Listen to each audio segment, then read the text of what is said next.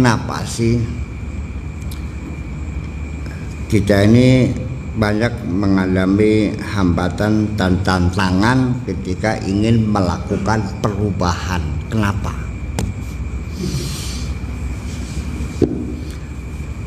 Kamu ingin berubah enggak? Dari penghasilan kecil menjadi penghasilannya besar? Pengen enggak? Pengen enggak rumah gubuk dibangun sehingga rumahnya gedong?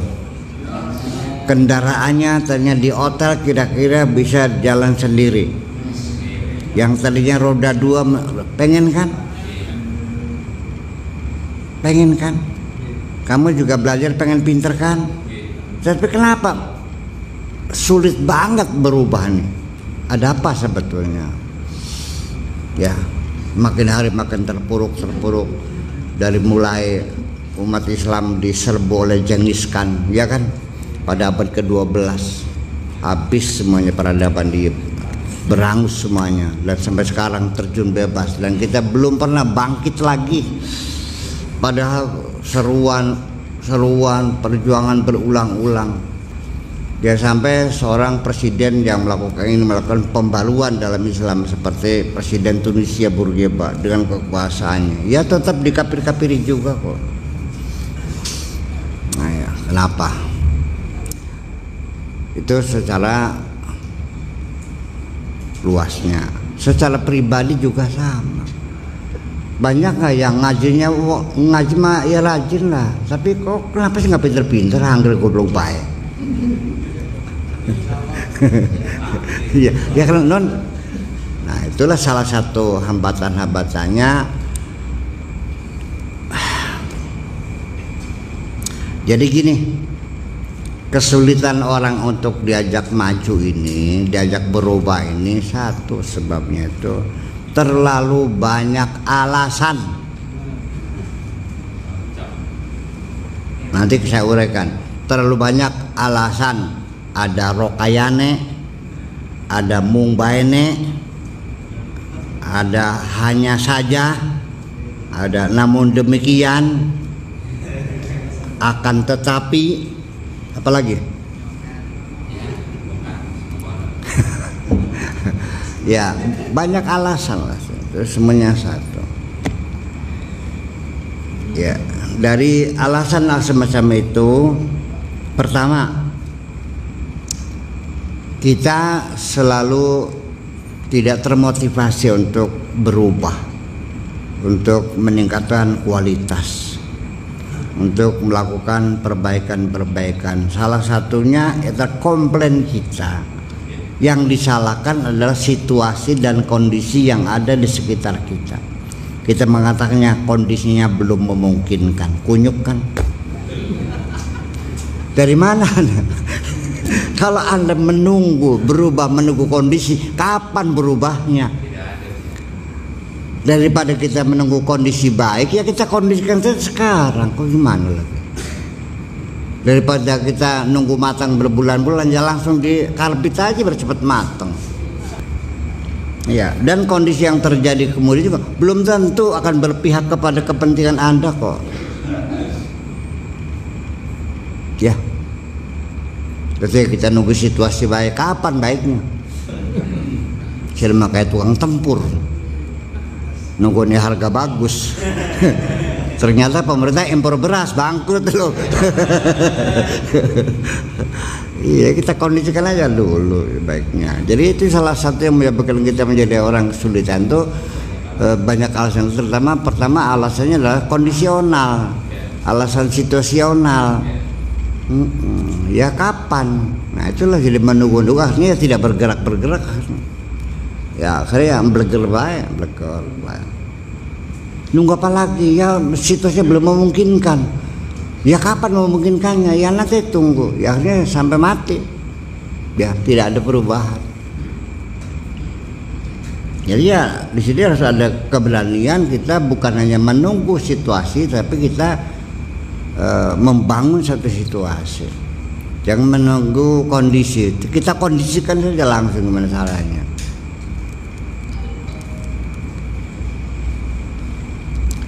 Jadi artinya untuk melakukan perubahan. Jadi akhirnya ntar aja nunggu kalau presidennya mati gitu maunya. Beli mati-mati aja. Apa ini presiden seumur hidup pisan. Nah, itu.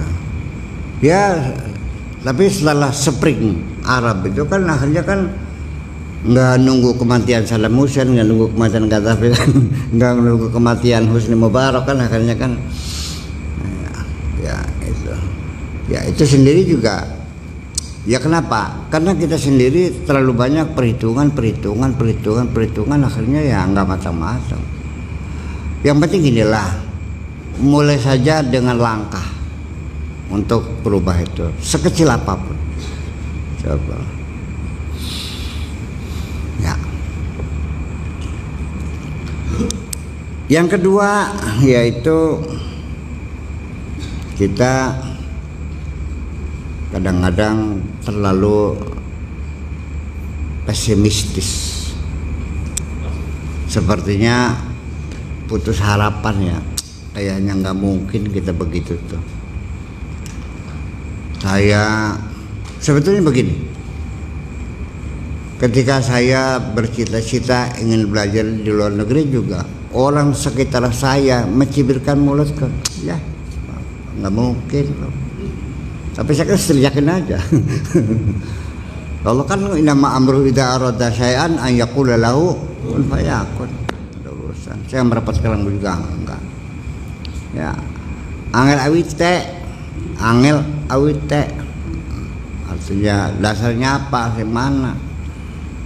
Ya, saya juga merasa waktu itu juga direndahkan juga merasa juga. Tapi saya nggak pernah terpengaruh kok. Saya tidak pernah terpengaruh. Iya, ya, bukan GP, jadi self confidence yang berlebih-lebihan.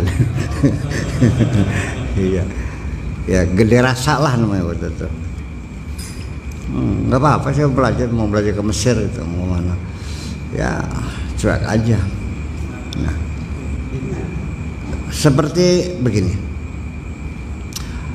udah ngaji. Pengen belajar benar, pengen jadi orang benar, pengen jadi orang soleh, pengen menjadi kekasih Allah.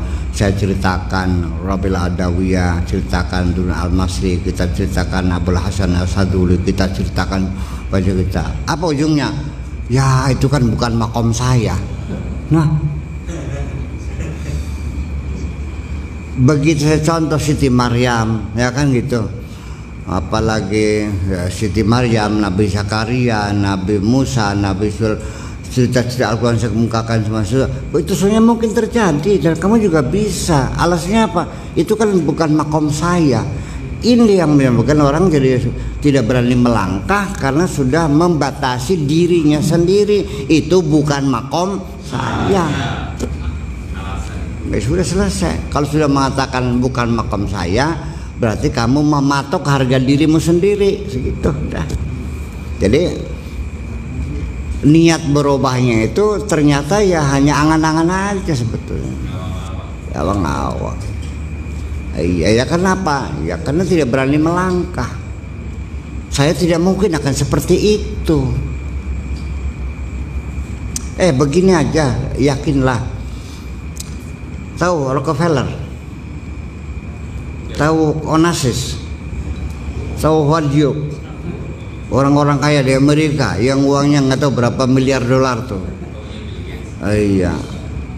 Kamu jangan silo, kamu juga bisa kalau kamu diberi oleh kesempatan yang sama oleh Allah begitu. Ya iya gitu dong. Kada pada manusia nih. Itu manusia juga sama. Dia kentutnya bau, saya juga kentutnya bau. Iya, nggak, kalau Allah kasih otak saya cerdas kayak dia, saya juga bisa melebihi dia kok. Ngapain? Sing kenteng ngomong kah? Kan aja. Iya, kita jangan dulu minder dulu ngelihat Amerika, ngelihat Jerman maju. Kita orang Islam ya udahlah.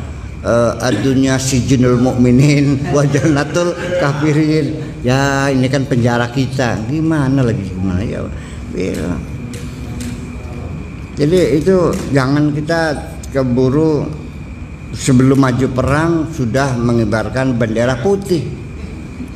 Ya namanya nggak niat perang itu namanya. Ya nggak niat menang. Kalau orang niat menang itu menanggung risiko kalah gitu aja. Kalau kalah coba lagi, barang aja nanti menang. Kalah lagi, coba lagi. Ya kan tergratis.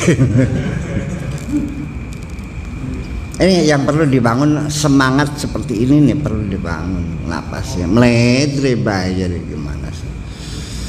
Ini perlu dibangun sama-sama itu. Percayakan dirimu. Ya mungkin itu sebenarnya kurang iman kamunya. Iya.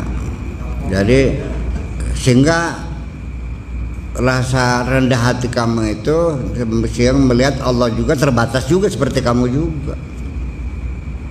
Dari mana asalnya, dari mana mulainya, modalnya dari mana. Ini bukan kelas saya. Takut barangkali dia bisa orang gila, bercita-cita terlalu tinggi. Ini kan penyakit semua ini. Ini penyakit itu. Kalau itu sudah muncul, semangat kamu menghadapi kehidupan menjadi lemah sekali dan mudah menyerah.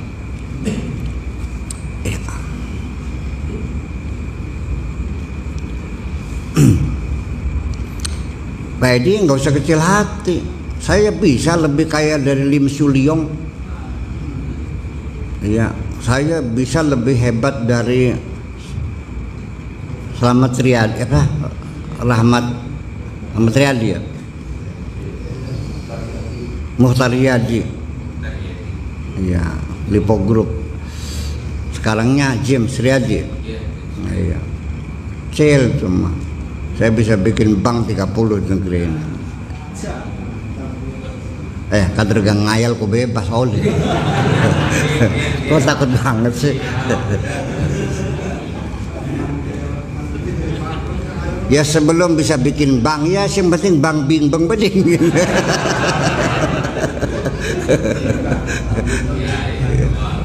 Iya. Percayakanlah, kalau Allah sudah mengizinkan pasti terjadi. Percayalah. Ya ini mah saya bukan sekedar teori, juga saya pernah mengalaminya. Yang semua orang mengatakan tidak mungkin, ternyata terjadi kok. Sekali lagi saya ulangi, di dunia ini tidak ada yang mustahil, tetapi juga tidak ada yang mudah. Apa aja? Tidak ada yang mustahil, yang mudah. Semuanya ada resikonya, ada akibatnya. Ya. Dan yang ketiga itu salah pemahaman, menyerahkan diri, tidak mau bergerak dengan tendensi argumentasi alasan-alasan yang tersembunyi. Saya tidak ditakdirkan untuk jadi presiden. Saya tidak ditakdirkan untuk jadi orang kaya. Dari mana Anda tahu itu bukan takdir Anda?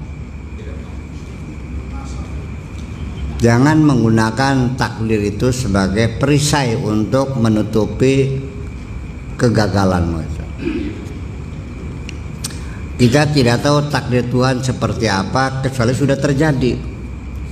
Begitu kamu jatuh ya sudah, itu takdir kamu. Iya. Kalau sekarang kamu kaya ya katakan itulah takdir Allah. Tapi sebelum kamu kaya, ketika kamu miskin, jangan katakan bahwa takdir kamu miskin. Aja. Jadi sebaliknya juga ini menjadi persengketaan masalah takdir. Jadi ternyata orang-orang yang meyakini tidak ada takdir itu lebih dinamis, sekalipun keliru ya. Seperti kelompok rasionalis, Mu'tazilah yang tidak itu, mereka betul-betul mengandalkan bekerja nggak pernah lelah. Habis nggak ada takdir sih.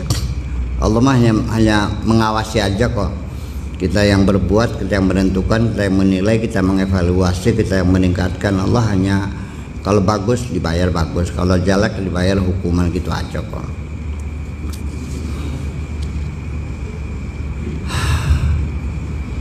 Kemudian lagi orang yang percaya kepada qadar dan qadar itu sendiri juga menjadi dipersalahkan bahwa meyakini adanya qadar dan qadar itu membuat kita menjadi fatalisme. Iya, tidak mau bekerja. Ya sebetulnya memang itu orang pemalas, tidak mau bekerja. Supaya jangan disalahkan, maka dia mengatakan inilah takdir Allah, gitu aja.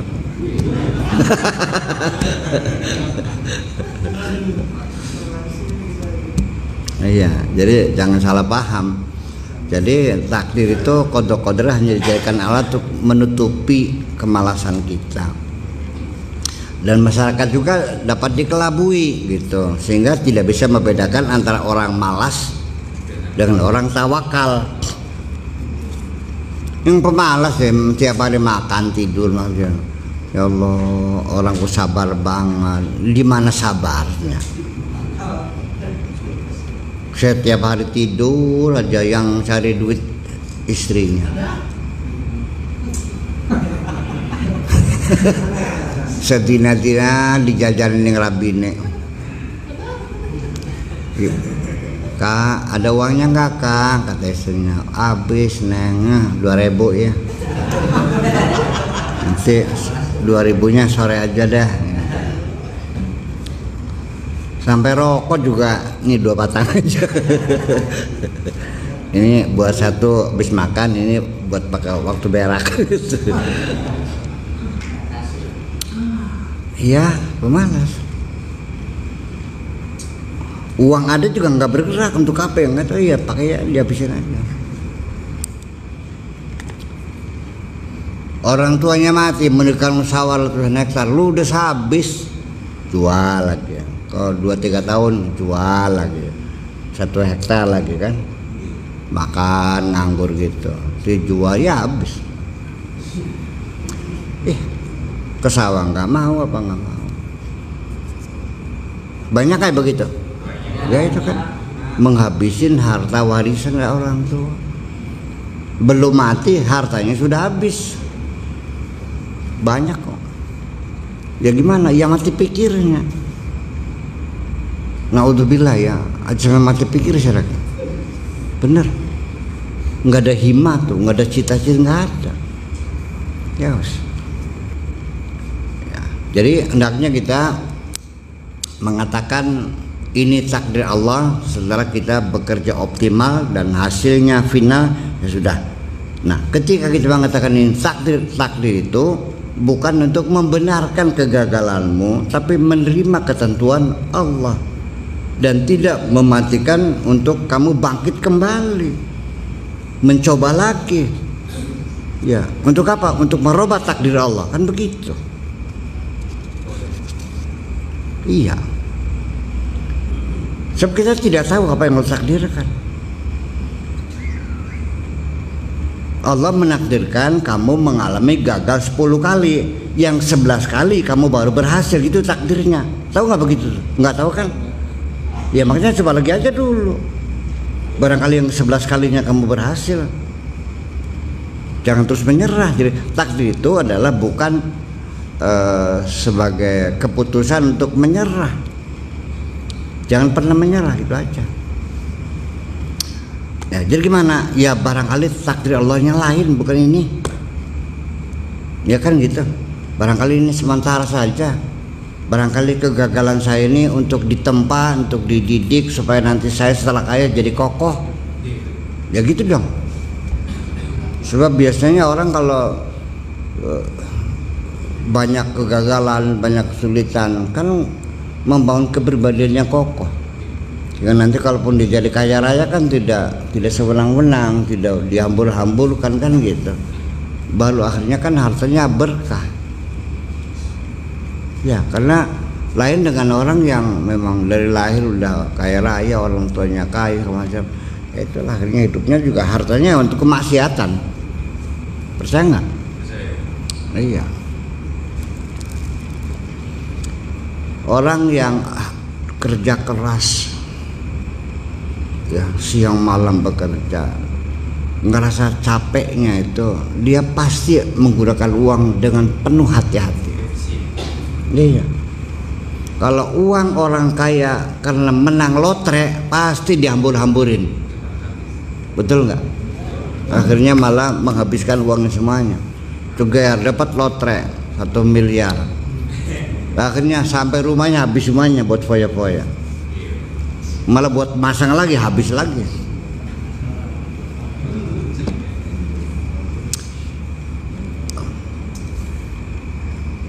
Kemudian kita lanjutkan bahwa yang keempatnya berhubungan dengan yang ketiga, itu karena terlalu seringnya mengalami kegagalan.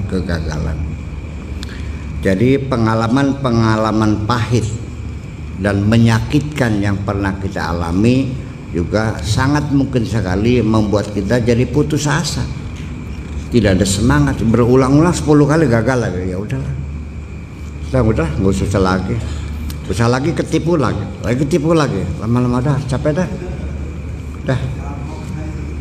dah off aja dah. Udah anak nguli aja dah, jadi kerja dah, bagaimana sih? Buka healer, tukang temurnya minta uang dulu, nanti ada gabah 10 ton, mana uangnya? Berkabur, nggak datang lagi, lagi, ya kan? Rusak healernya lagi, beli, nyuruh orang beli orderlinya, uangnya pergi, ordernya nggak datang lagi. Ya, udah akhirnya beli sendiri, masang, mekaniknya nggak benar, masangnya patah lagi akhirnya. Wah capek akhirnya, setelah dibantingin kapasisan. Jadi pengalaman pahit juga menjadi mendera hidup kita sendiri, mematahkan semangat. Jangan pernah putus asa, coba lagi dan coba lagi. Jangan mengatakan aku gagal, katakan keberhasilanku masih ditunda.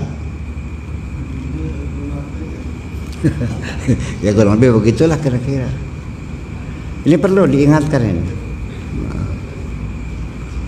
Kamu ngaji tiap hari, goblok anggaran, jangan takut, terus ngaji. Barangkali tahun depan kamu pintar. Iya. Aja. Udah tarik nafas dulu. Dasar goblok gue. Gak paham. Nggak usah. Ngajar terus, Pak.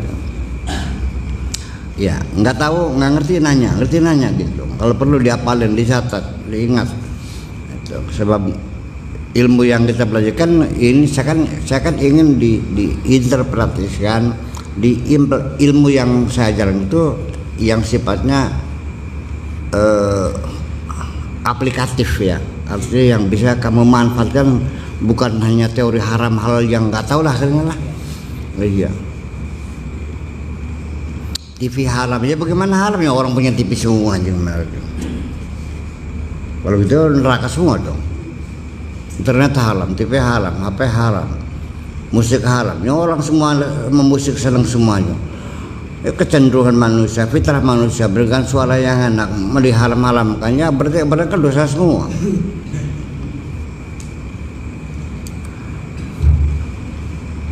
Ya kan? Ya, itu kan tidak aplikatif berarti. Yang benar, bukan yang ingin sampaikan, ilmu yang ingin saya sampaikan itu minimal membuka wawasan berpikir kita, kemudian juga memberikan pemahaman sehingga kesalahan-kesalahan kita yang pernah lakukan kita perbaiki, ada ilmu baru, ya kan gitu. Ternyata kata Buya, kalau bisa mah mulut kita nggak usah ngomentari orang lain lah, nggak usah menceritakan keburukan orang lain, ngapain sih? Tapi gatal ya kan dilakban basisa. Iya, ngapain menceritakan kekurangan orang? Nggak usah ikut-ikutan menyebarluaskan hoax. Udah aja. gitu. Dari pengalaman itu kan akhirnya kan nyaman hidupnya orang yang memusuhi kita kan minim sekali, dikit sekali kan. Itu mungkin ya karena watak pribadi orang kan memang itu hasud dan sebagainya. Nah, untuk menghadapi orang yang hasud, barangkali kamu sudah ngaji, kemudian sudah diimplementasikan dalam kehidupan sehari-hari, kamu sudah banyak teman, rezekinya lancar, karirnya maju segala macam ya, terus tapi masih ada orang yang hasud juga Bu ya. Kalau orang hasud nih nggak usah direspon, nggak usah dijawab, nggak usah dipikirin, sudah tinggalkan saja, abaikan saja. Kalau dilawan ya semakin menjadi, biarin aja ya. Api itu biarkan saja sampai bahan bakarnya habis sendiri. Nanti kalau kayu bakarnya habis juga mati sendiri kok. Iya, jadi kalau ada orang masuk kamu mengatakan medit, buktikan kamu dermawan, gitu aja. Ya, kalau orang jangan kamu orang goblok, belajar yang benar, kamu pintar, buktikan kebalikannya itu. Tapi nggak usah dijawab dia mah. Atau gini aja ya, minimal ya sudahlah, kita nggak usah akrab dengan orang hasud itu. Ya udah kita ya ketemu sekedar assalamualaikum aja udahlah. Nggak usah banyak, udah yang mikirin udah kemana. Kerja beli, udah, wis. Tutup udah, seolah-olah kamu nggak kenal lah, gitu aja dah, itu aja. Memang dihasut sih wataknya, gimana? Kalau kamu punya teman yang sehari-hari mengomentari kejelekan orang semuanya, semestinya kamu harus curiga, dia juga kan menceritakan kejelekan kamu di belakang kamu juga kok,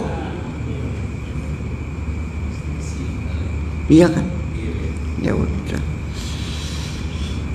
Jadi kita akan habis waktu dalam pertengkaran orang hasud nggak bakal ada habis-habisnya.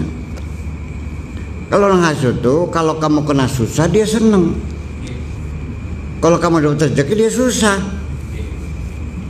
Iya, kenapa dia yang dapat saya enggak, kan gitu. Nah, ini terjadi biasanya persaingan semacam itu biasanya di perkantoran, berpejabat, dia sudah senior, golongan sudah 4A, sudah 4A senior ya udah 4A ini sudah 4 yang lalu. Ini orang baru naik 4A kok dia yang diangkat jadi kepala dinas, gimana sih kan itu. Pada saya kurang berapa sih ke atasan saya tuh, ngabdi disuruh nyebokin di sini juga saya mau, padahal mah.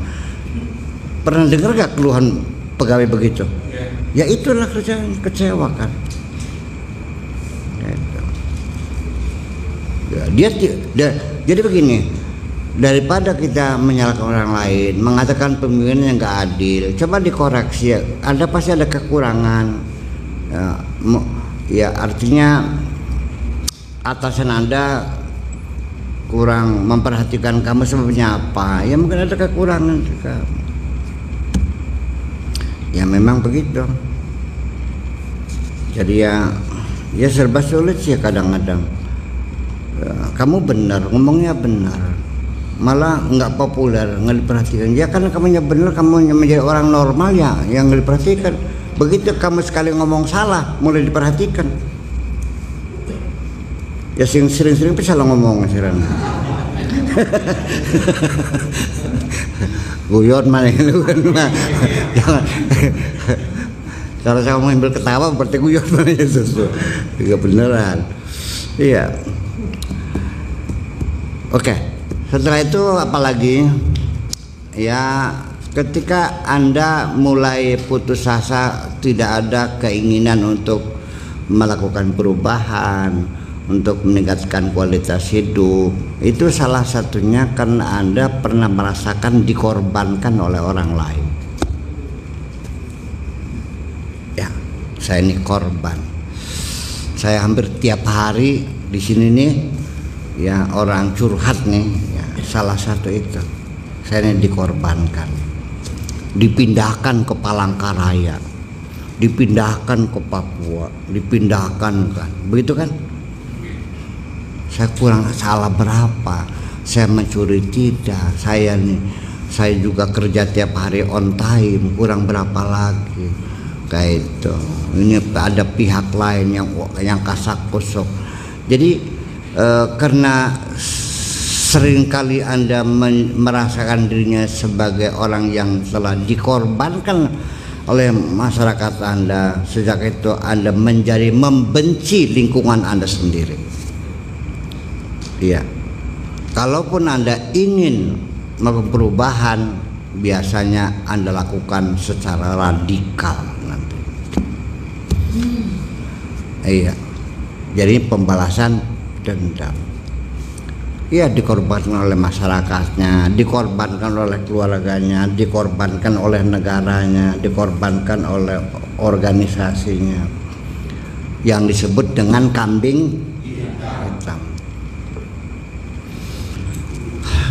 Dan itu dalam sejarah selalu demikian. Makanya orang yang pernah jadi kambing hitam langsung patah semangat dan tidak bangkit lagi.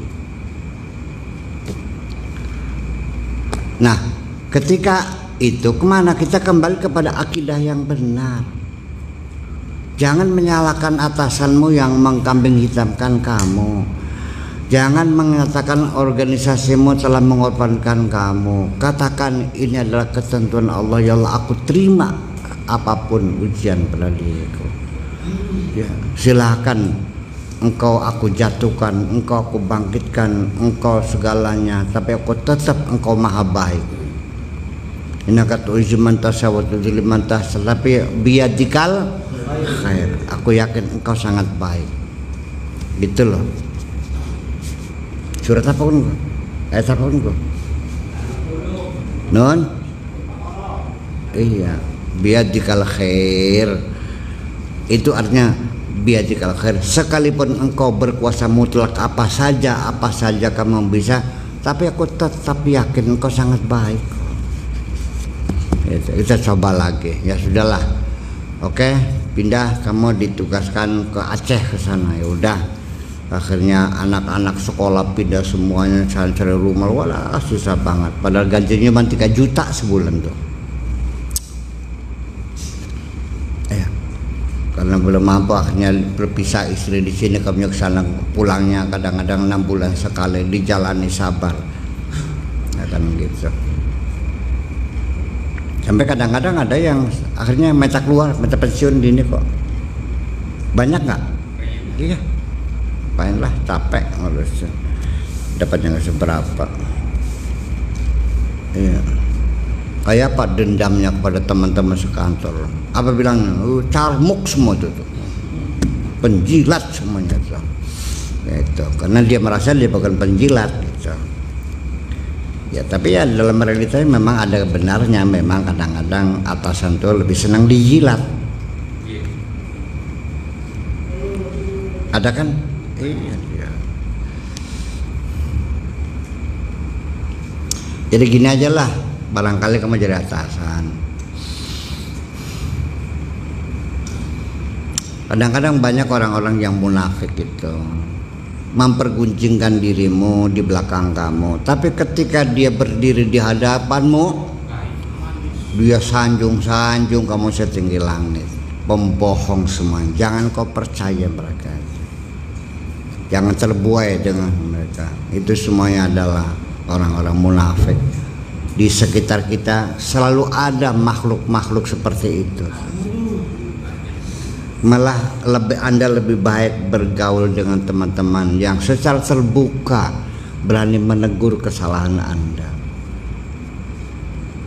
Lebih baik daripada Anda mendengarkan sanjungan orang-orang munafik itu. Pelajaran penting dalam kehidupan sehari-hari, kamu Rahmat. Iya. Iya, saya banyak makan garam dalam hal ini. Ya, kita terlalu disayang atasan juga bermasalah. Iya. Iya, banyak surat kaleng masuk ke atasan. Iya. Kita bekerja profesional, datang waktu, kerjaan semua selesai, sehingga atasan berkenan, disayang. Duh, masya Allah. Sama dalam rumah tangga juga begitu, ada anak kesayangan yang saudaranya iri hati semua itu tuh. Bapak nggak adil, Semua serba ini. Dede aja, lagi dede lagi. Memangnya anaknya cuma itu. Ya, dengan saudara juga sama. Nah, itu hal semacam itu ketika kamu akhirnya dikorbankan oleh organisasimu, oleh keluargamu, oleh masyarakatmu, terima sajalah itu sebagai ketentuan Allah dan minta ampun pada Allah. Jangan-jangan ini adalah karena dosa-dosa yang pernah kulakukan. Segera istighfar saja dan bangkit kembali. Itu aja, Pak. Paham? Ini harus digembleng tiap hari begini biar bangkit. Iya, perlu kayak gitu. Ya, jangan di ganjaran pegel aja. Beli paham. Kemudian lanjutnya lagi yang keenam itu, kadang-kadang kamu itu dikejar-kejar oleh rasa takut sendiri, kayak ning jitok ning gandok, kayak perantang perinting. Ya, jadi Anda sendiri menciptakan ketakutan sendiri dalam pikiran Anda sendiri. Nanti bagaimana ya kata masyarakat, nantinya ini bagaimana, nanti ini bagaimana. Masya Allah. Kalau Anda ingin belajar benar, takut salah, nggak bakal benar. Kalau Anda ingin jadi pemimpin, takut masuk penjara, nggak bakal jadi pemimpin. Kalau Anda pengen untung besar, jadi orang kaya, tapi kalau Anda takut rugi, nggak bakal kaya kamu. Jadi hilangkan rasa ketakutannya. Mengejar-ngejar pikiran kita itu hanya imajinasi yang kamu ciptakan sendiri. Nanti bagaimana ya, nanti begini ya. Memang kita masuk ke wilayah baru itu selalu ada rasa takut. Kita masuk ke kota baru, Kak Mamat, Rahmat, masuk kata masuklah ke kota yang benar-benar baru lah, ke Madura, ke Bali baru pertama kali. Ada rasa was-was nggak, Mamang? Iya, takut kesasar jalan ini. Nanti perapatan nanya lagi, baca peta lagi. Iya, ini lagi. Iya, rasa ketakutan itu ada. Nah, dalam wilayah kita menanggapi karir baru, bisnis baru juga sama. Ada. Nah, ketakutan semacam itu kalau kita respon dengan kehati-hatian itu nggak ada masalah, Pak Edi. Kalau ketakutan itu, kecurigaan itu kita responnya dengan kehati-hatian, bahwa kita sering bertanya, sering mengalah, itu malah bagus. Ini yang dikatakan itu rasa ketakutan yang buat kita cemas, akhirnya tidak muncul keberanian untuk bertindak. Ya, mengkalkulasikan akibat buruk sebelum terjadi. Sering kita ini mengkalkulasikan akibat buruk sebelum terjadi. Mau ngelamar perempuan aja sudah bingung, nanti bagaimana kalau minta mas kawinnya sih, ya gabruk aja dulu, ngelamar dulu. Nanti kalau minta mas kawinnya 100 juta, yang nganyang aja 2 juta. Iya, ya boleh silakan, nggak ya udah. Iya. Nanti saya kawin, nanti minta rumah, nanti kalau hamil, nanti bidannya mesti periksa tiap minggu, nanti kalau hamil, nanti kalau tidak lancar sampai tes sesar biayanya 15 juta, nanti mana yang nggak kawin-kawin gitu mah.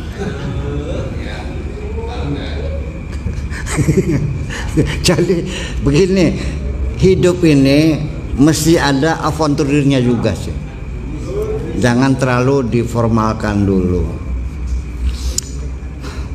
Saya sendiri belajar ke luar negeri itu bukan resmi panggilan, bukan kok. Saya juga avantur belakang. Datang sana dalam mencari beasiswanya. Bukannya resmi dulu ada panggilan itu, enggak testing, enggak berangkat aja. Ketentukan aja kan manusia pada baca. Kamu juga kan? Iya. Sampai saya harus nunggu di Departemen Pendidikan, nunggu menteri datang pagi-pagi. Ya, pengen salaman, pengen minta gitu. Iya. Mereka juga tertarik melihat ada anak yang pengen belajar, datang menghadap salaman, minta beasiswa. Iya, ini namanya anak yang pengen belajar, gitu loh. Ya saya juga pasti kalau ada anak datang ke sini, Pak Kiai, kalau pengen mondok, uang tua beli dua, orang tua saya miskin, saya pengen ngaji, datangnya, pasti saya terima kok. Iya dong. Ya itu kan jadi tunjukkan bahwa Anda punya keinginan dan dikomunikasikan secara jelas. Jangan dulu dibayang-bayang oleh ketakutan nanti ada orang. Nggak usah, jangan terlalu membangun ketakutan sendiri dalam pikiranmu. Sudah hadapi saja, apapun yang muncul kamu selesaikan. Iya dong. Ya pragmatis saja dah kita berpikirnya. Perlu kadang-kadang pragmatis. Ya, jangan terlalu idealisme sekali, nggak bakal ada.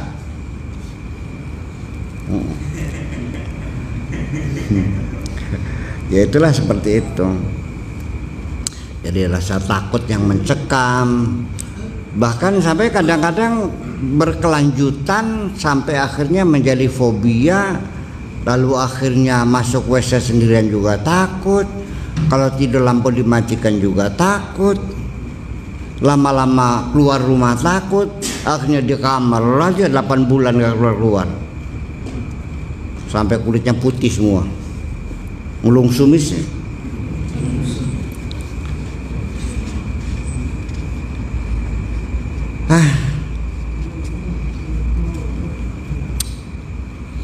Rasa ketakutan, kalau orang sudah didahului oleh rasa takut gagal, itu sudah 50% gagal. Ya, optimisme dibangun sejak awal. Pokoknya pasti berhasil. Kita sugesti sendiri. Nah, jangan menunggu saya mensugesti kamu. Kamu bisa mensugesti sendiri kok. Aku bisa, aku mampu. Ya, Allahku, Tuhanku sangat adil, Tuhanku maha sayang. Aku pasti dibantu. Karena aku niatnya baik kok. Masa Allah tidak bantu saya? Kan gitu. Lah ya perlu. Modalnya mana? Nggak usah mikir modal dulu, berbuat aja dulu. Yang tanah masih kosong, minta sumbangannya mana yang ngasih? Pasang aja dulu selup-selupnya bernongol besinya, orang berusaha. Kelanya bikin apa Pak Kiai? Saya bisa bantu pasir. Oh mangga silakan. Jadi kok akhirnya kita mulai dulu selangkah dulu. 1000 langkah yang kamu tempuh, kamu mulai dengan selangkah aja dulu. Iya, nanti masyarakat sudah lihat kinerja kamu, manfaat yang bisa kamu berikan. Masyarakat juga mikir kok iya ya. Orang tuh pontang panjang yang dipinggir anak-anak kita juga kok. Iya kan? Masa ngebantu? Allah akan bukakan hati orang bantu kok. Sampai awas jangan curang, kalau sudah percaya jangan selingkuh kamunya. Nanti buat kawin lagi. Kawin maning. Udah kalau begitu mulai nggak percaya tuh. Iya. Jadi artinya seperti itu. Jangan ada muncul rasa kegamangan, ketakutan. Jangan. Wa idza azamta fatawakkal Allah. Tekad bulat, serahkan kepada Allah semuanya. Langsung go ahead, melangkah gitu. Kapan tercapainya nggak usah nanya, yang penting bekerja, berjalanlah. Yang penting langkah pertama itu paling berat, langkah pertama. Ya kesananya kedua tiga itu baru terasa ringan gitu. Kemudahan akan datang kemudian. Yang ketujuh yaitu yang menyebabkan kamu menunda munculnya keinginan, tidak segera dimulai karena kamu mencari alternatif lain, menantikan sesuatu kondisi lain.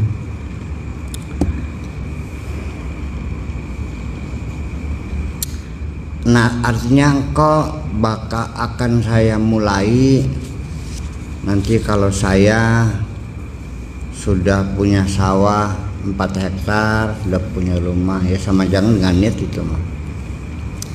Ya, termasuk juga saya juga mengalami hal semacam itu. Saya mengalami sendiri. Saya nanti pengen berumah tangga nanti kalau sudah selesai S3, kalau sudah gelar doktor, kalau sudah ini, ya nggak kawin-kawin akhirnya. Iya kan? Jadi ya yang penting ya hitung-hitungan aja. Kalau memang sudah saatnya kamu secara biologis sudah mendesak, ya sudah wajib kan akhirnya kan. Ya sekarang apa adanya lah. Jadi kalau kamu tidak cari kelas sekelas sehari ini, ya pokoknya sekelas apalah Juleka juga nggak apa-apa lah. Nah, gitu. Lihat levelnya nggak apa-apa, rasional aja lah gitu. Nah, kalau modal belum punya, mobil masih mobil tua, rumah masih ngontrak, ya siapa yang mau ya siapa yang mau lah. Kalau perlu pasang iklan deh, Radar Cirebon. Pemuda cari jodoh. Nanti juga datang online kok. Iya kan buat saya itu. Jadi artinya beginilah, jangan menunggu kalau ini sudah selesai. Nanti kapan memulainya? Ya, menunggu terciptanya kondisi yang kamu tunggu-tunggu yang belum jelas. Kecuali kamu mau nanam jeruk limau, ya nunggu jangan sekarang. Nanti kalau sudah turun hujan, itu memang betul. Itu memang ya itu ilmu itu mah ya. Kalau sekarang musim kemarau mana mungkin, sekalipun disiram juga panas bumi ini, nggak bakal bener kan gitu. Kecuali kalau sudah besar musim panas yang ada masalah, itu sudah akarnya sudah hancur, paham nggak gitu? Iya. Tapi kalau kita melangkah gas yang tidak ada urusan dengan iklim, dengan cuaca, ya kok silakan aja ya. Menunggu nanti kalau apa yang kamu tunggu belum tentu itu terjadi.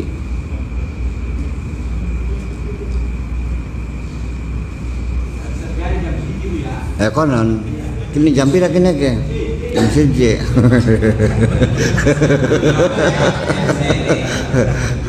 Ya.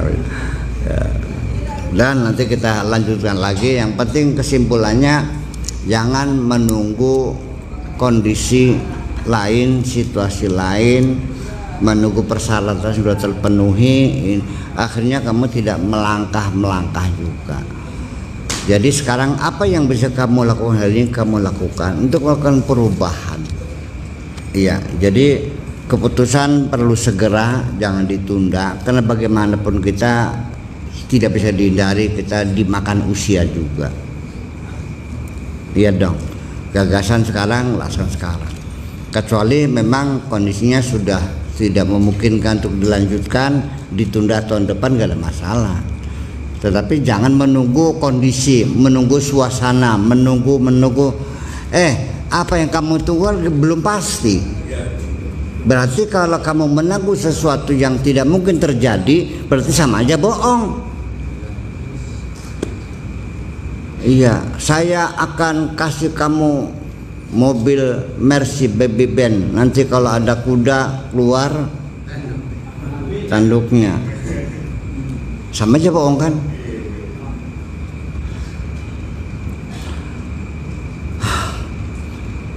Di dunia ini kita tidak tahu mana yang mungkin, mana yang tidak terjadi. Tapi dengan standar rasional kan kita bisa ngitung, ini yang sangat mungkin terjadi, ini yang bisa terjadi, ini yang sulit terjadi, ini yang tidak mungkin bisa dihitung kan.